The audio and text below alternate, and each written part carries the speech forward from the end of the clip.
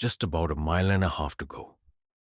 That's what I figured as I stood on top of the hill, looking at the thin trail of black smoke rising in the distance. I don't usually wander this far from home, but today was different. My place is about 17 miles from the nearest town, and yeah, living alone can get a little lonely, but I don't really mind it. I've got nature all around me, and my small, one-story house suits me just fine. It's easy to enjoy long walks when there's no constant noise of people all around. Still, I never usually go this far out. About 2 hours ago, a huge crash shook the woods around me. Of course, I had to check it out. I didn't have any clue what it could be, but I figured someone might need help.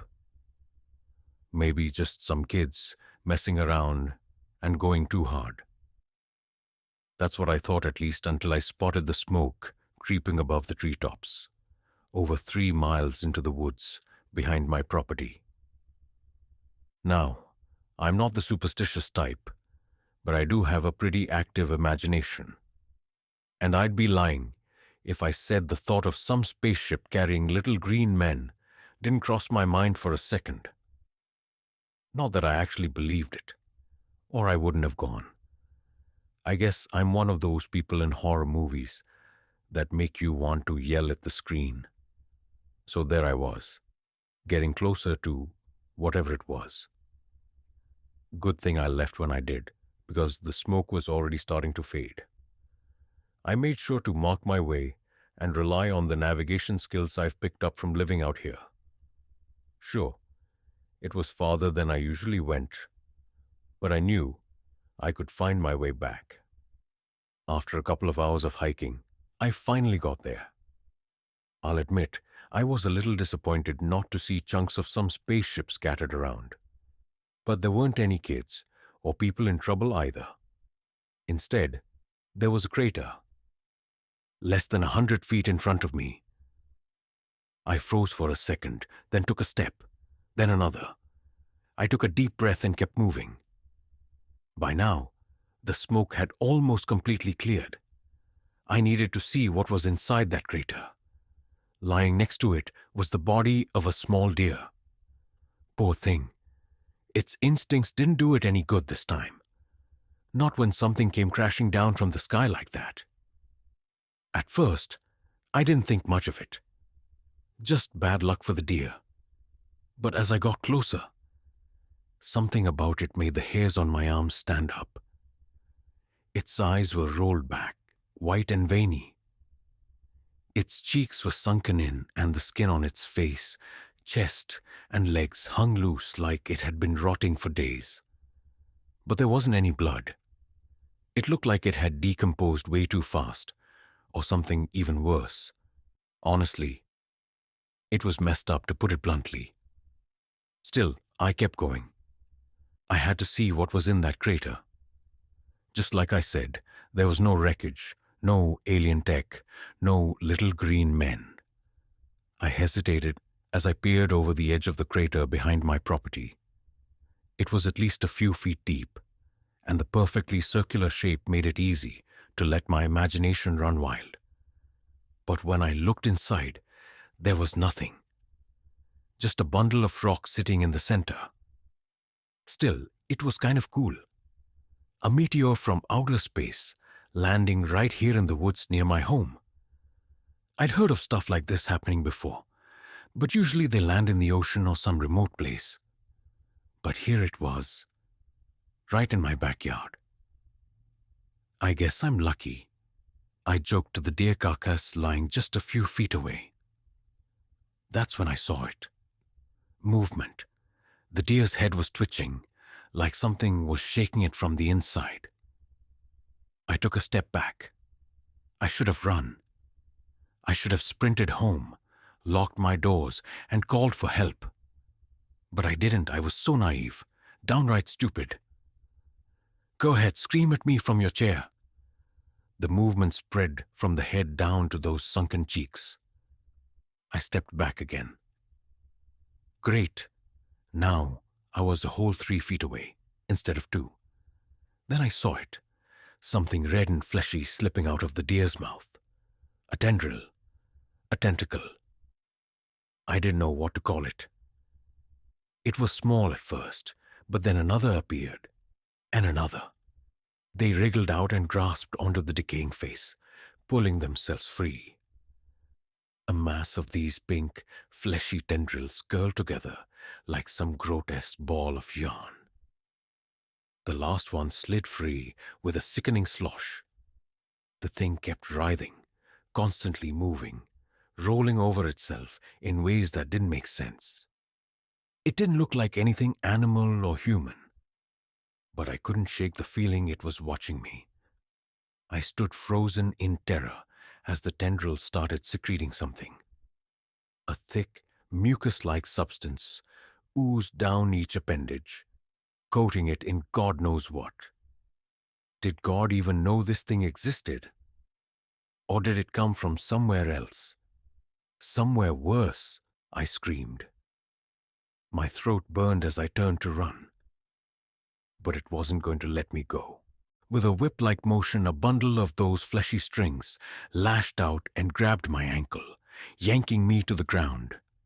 I clawed at the dirt, grabbing at grass and roots, trying to pull myself away. But even though the thing was no bigger than a football, when it was all curled up, it was strong, too strong. I cried, screamed, and begged. But it didn't matter. This wasn't something human. It wasn't from this world. And to the universe, to this thing, I was nothing more than prey, just like the deer. I turned my head and watched in horror as it climbed up my leg. Please, God, please, anyone, please help me, I sobbed. My mind was blank. All I could do was cry. The thing crawled over me, inching up my back, then stopped. For a moment, I felt a flicker of hope. Maybe it would leave me alone. But no, it was pulling up my shirt. I couldn't see everything, but I saw enough. It twisted several of its tendrils together, forming a sharp point. The bundle raised, paused for just a second, and then plunged into my lower back. The pain was unreal, but the sound was even worse.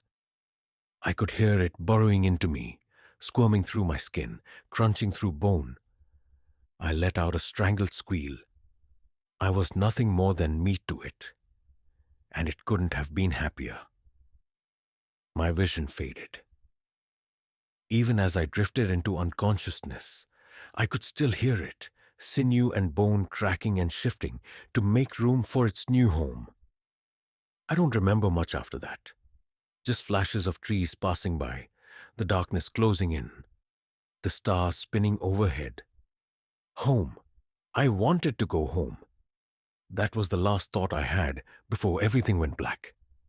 I woke up drenched in sweat, my own screams echoing through the bedroom. I blinked a few times, trying to shake the lingering terror.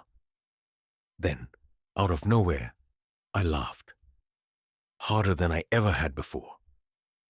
Just a dream. Of course, it was just a dream. I told you I have a wild imagination.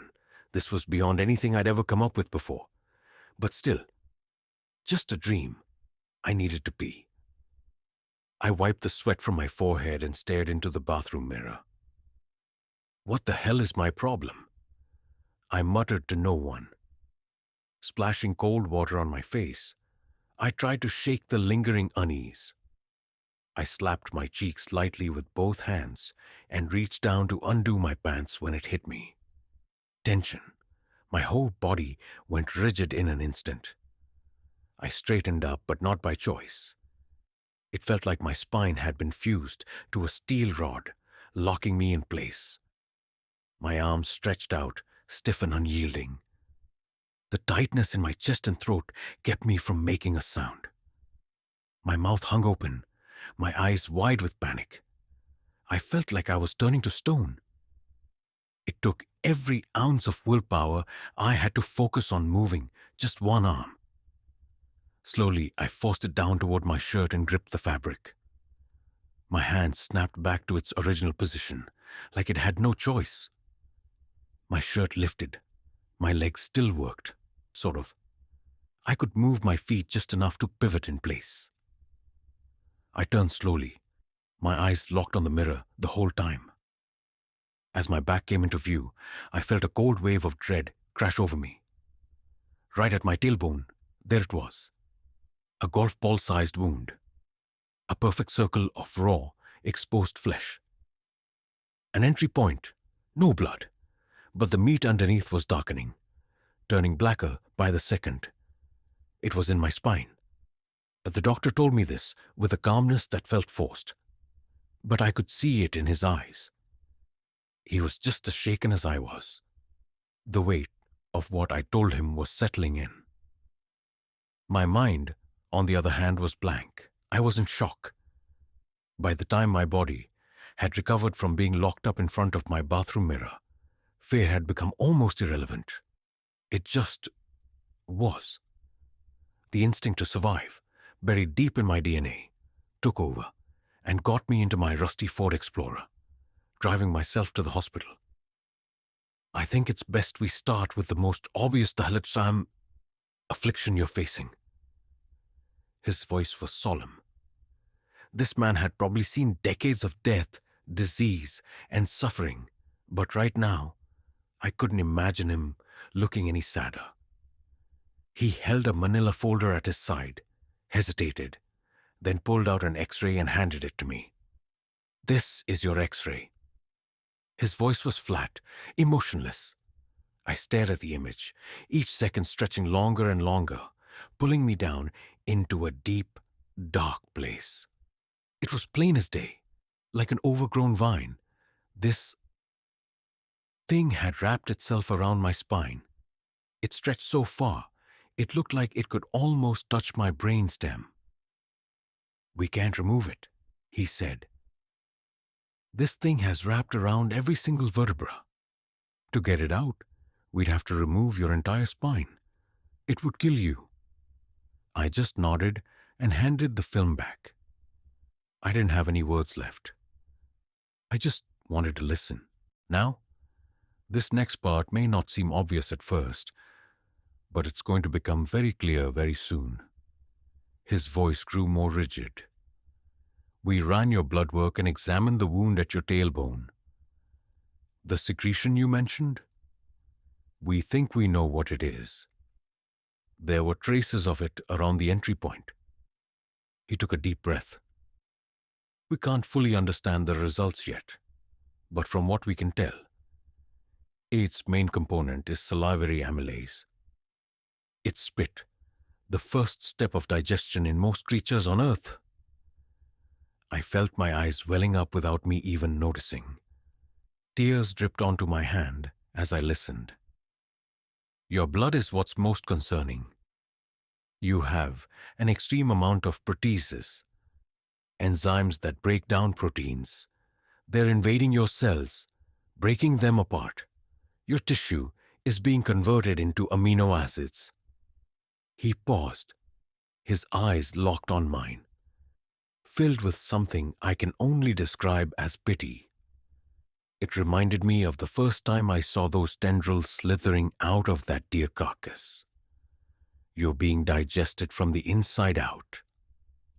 The words hit me like a punch to the gut, pulling me down into the depths of this nightmare. "And I'm sorry, but security has been called.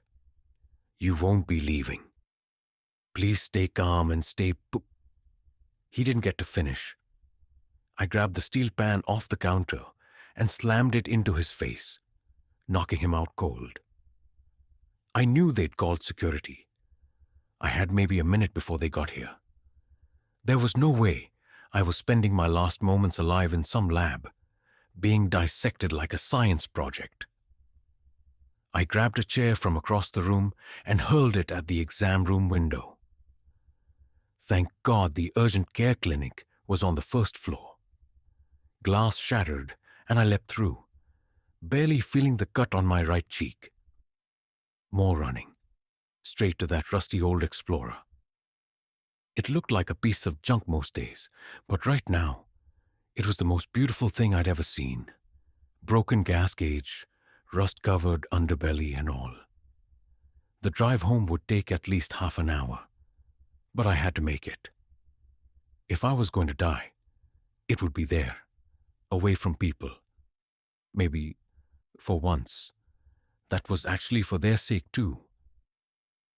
The highway was just off the main road, and I merged quickly, trying to settle into a steady speed. My cheek itched where the glass had grazed me, but it didn't really hurt. I reached up and scratched the spot absent-mindedly. When I pulled my hand away, something flew off my face and stuck to the windshield. A chunk of something. That black chunk slowly slid down onto the dashboard. I stared at it, confused, until my eyes drifted up to the rearview mirror. My cheek, it was gone. I could see my back teeth. A whole section of the side of my face was just missing. The blackened gum line barely held onto my skeletal teeth. And it was all exposed, right there, in the mirror. I locked eyes with my own reflection. The top of my nose had this dark crack running through it. And before I knew it, my nose started peeling away. The weight of that heavy thing pulling it down until it was just barely hanging on by the septum. My hands clutched the steering wheel so tight they felt like they were burning. I pressed the gas pedal harder and harder. No matter how fast I went, it wasn't fast enough to get me home. After what felt like an eternity, I finally saw the dirt road leading to my property. I eased off the gas just enough so I wouldn't spin out and end things even faster. My knuckles stayed white hot, right up until I took the turn. That's when my left arm just gave out. It slid right off the wheel and dropped. I glanced at the wheel before looking down at my arm. And that's when I saw it. A black handprint left behind on the wheel. My skin had peeled clean off, leaving that eerie imprint behind, like it was frozen there forever. I looked at my arm, and that's when the horror really hit. The skin was peeling off under its own weight, sliding right out of my long sleeve like some sick, blackened meat falling off the bone. The sound it made when it hit the floor, splattering everywhere, was enough to make me gag. Lucky for me, I didn't feel much pain, but my body was falling apart right in front of my eyes. And I was fully aware of every awful second. I pulled into my driveway, knowing it'd be for the last time. On the way to the front door, my left foot slipped right out of my shoe, flesh and all. But I didn't stop. I had to keep going. And now, here I am. I made it home. I'm sitting in my living room, grateful I still have one good hand left to type this. This is the last thing I can do. I just needed someone to know. Once I finish writing, I've got a plan. I'm sitting in my favorite recliner, right in the middle of the room. I'm getting comfortable. I've already poured gas all over myself, the chair, and the floor. That old Explorer never had a working gas gauge, and I ran out of gas more times than I can count. I always kept a spare gallon in the back. Guess I finally found a good use for it. Makes me laugh a little, thinking I might actually do something useful in the end. But let's be real. I'm no hero. I'm a coward. I can't do this on my own, so I'll need a little help. When I put this phone down, I'm grabbing my Zippo, the one with "Kiss Me" on it. I'll flip it open and light it up. Eventually, my right hand will rot away too. And when it does, the fire will take me. It'll take the whole house, and whatever's inside me. I just hope they get to the fire before it spreads too far into the woods. I always loved hiking there.